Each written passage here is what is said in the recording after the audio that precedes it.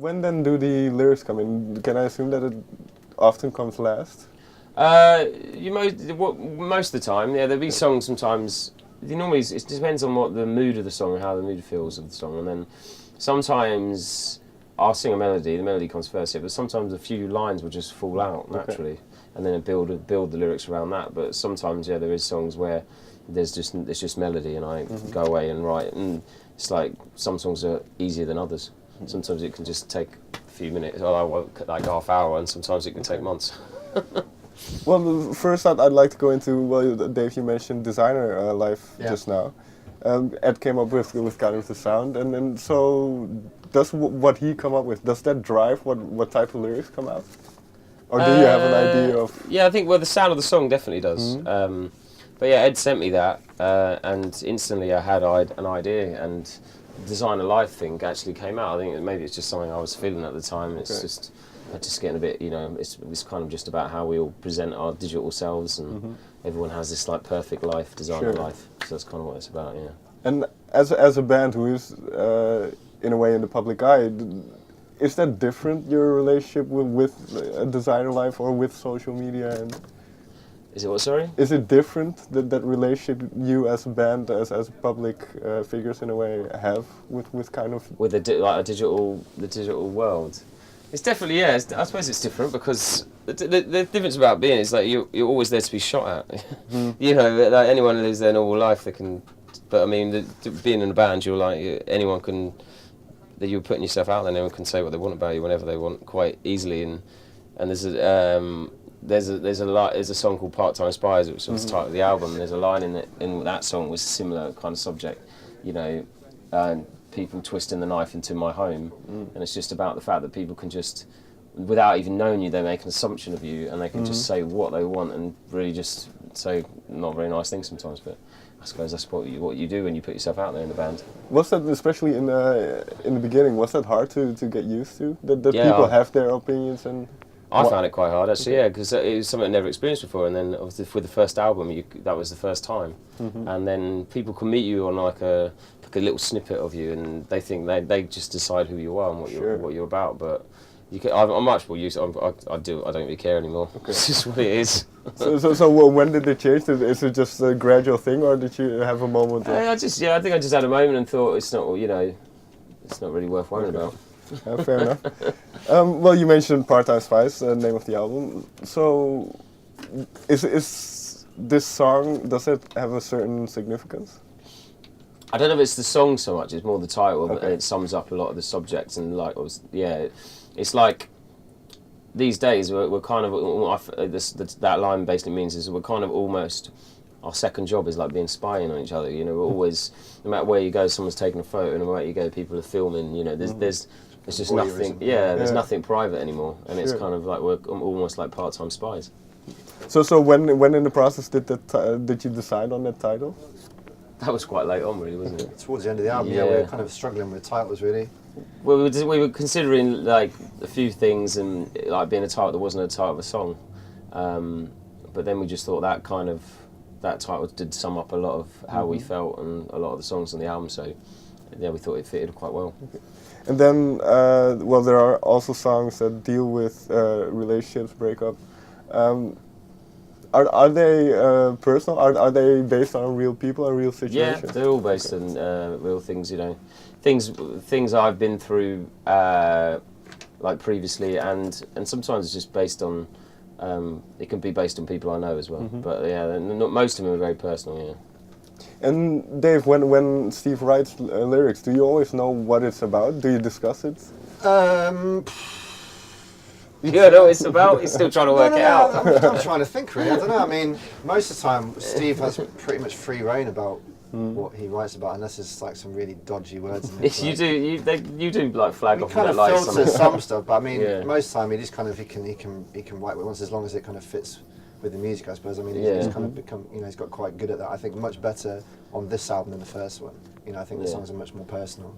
It's a learning thing, you know. The more you do it, you know, it just flows a lot easier. I write all the time anyway. You know, I'm always writing at home, and whether it be stories and stuff. Like stuff like Sharks, he's done it all by himself. Other songs when they're kind of a bit more open to interpretation. Sometimes we can kind of be there whilst he's kind of brainstorming. We can throw ideas out. But again, when you have a room full of people shouting at you and you're trying to be creative, it doesn't really help. Design and Life, the second verse of that song was kind of all of us. Yeah. Just throwing him with ideas around, even our producer, Chris. Yeah.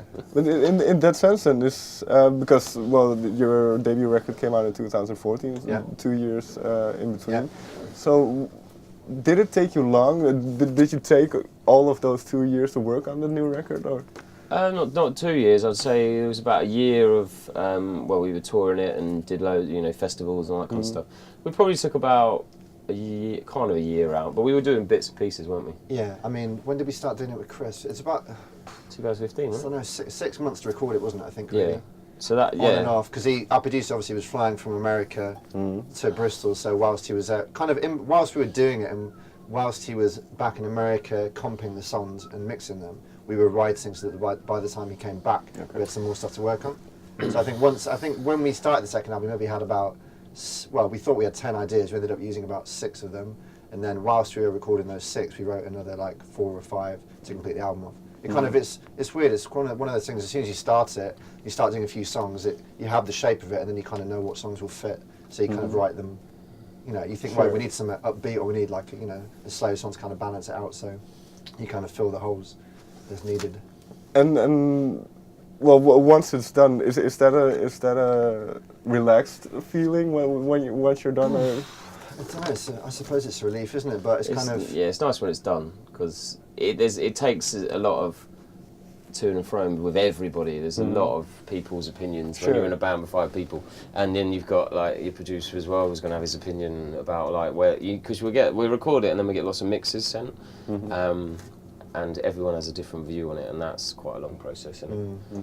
But when you finally get to it, sometimes I'm never ever completely satisfied, but then I've learned to the fact that sometimes you just have to say it's done because that's just draw a line through it. Yeah, exactly.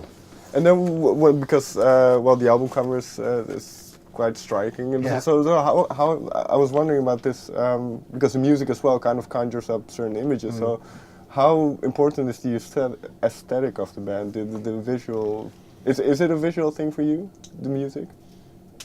Yeah, I mean, it'd be nice. Our next step really is when we do live shows, bigger ones, is to kind of get a lighting guy, and B, to do projections and stuff. Because I think the more things you can incorporate into a live show, the kind of more striking it becomes. So obviously the music's quite, it's an oxymoron, but I think the music is quite visual. It summers up, as you were saying, kind of 80s synth, kind of guitar bands. It's got a lot of different influences in it, and I think we're trying to kind of us live and the kind of album and the videos that we do, we try and tie it all together so it kind of doesn't contradict each other. I mean, I don't know, what's the album title? It's like lightsabers and robots and space and loads of mad shit. It's quite retro, I guess, isn't it? And the artwork, and I think the artwork perfectly fits very well what the album sounds like. So it's great, and it just, as soon as you get the artwork, it kind of changes everything because it feels like you can just, like you say, you can visualize it as well. And in that sense, then, because there is a visual quality, and you mentioned the live show. Is this in the back of your mind while you're working on the songs in that process? Well, the artwork. Well, the visuals, but also how you want to portray it live. Yeah, I think you definitely, when you write a song, it's good to imagine how you would perform it live. Definitely. In terms of visuals and stuff, I don't know. I think that comes more after, doesn't it? I think we should do fancy dress, like a theatrical performance where we get changed between songs. But weirdly, I have this weird thing that all our songs, when I think about our songs, I see them all in different colours, which is really weird. Like some songs are the same colour, but they're all like in different. I don't know how my brain works. It's weird. Skystone Gold. I think of that as gold. It's gold skies. It's in the lyrics. Yeah, maybe that's why. Yeah. Last question then, because one thing I wrote down from my research is ambition. Part-time Spies. What is the? I don't want to say goal, but when will the album be a success for you? Well, I think our main success is when we just want to be out playing our own headline tours. I think that will be success for us, and just and hopefully everyone likes it. You know, obviously we do the album for us, but we still want people to enjoy it and come to the shows. So. Yeah, I think the album for our bass player, who's downstairs, will be a success for him when he has enough money to buy a conservatory. That's what he's, since we've been in the band together, he just goes, as long as I have enough money to buy a conservatory, then I'll be happy. That's my dream. Exactly. When he's got a conservatory, then we've made it. So then the band is over. Yeah, that's it. We're retiring then. Then they might have bigger, ideas of grandeur, maybe a patio as well. There's never enough. You just keep building. All right. Well, you mentioned one more interesting thing I want to mention. Is you want to do your headline shows, and you've toured with a lot of people, Bastille, now White Lies. So do you take stuff away from all these tours? Do you notice how people other bands make music and how they? Yeah, I mean, you definitely when you tour with bands as good as those, and you see how they react with the audience, it definitely ups your game. Because you kind of see how. I mean, the kind of good thing about being a support band is you have to win the crowd over every night, because most of the time a lot of the people have never heard your stuff, so it's the first time, it's your first impression to them coming to see you, so you have to give it your all every night, and I think that does improve you as artists, doesn't it? And performance, definitely. You can't just kind of go on and be half-assed and like.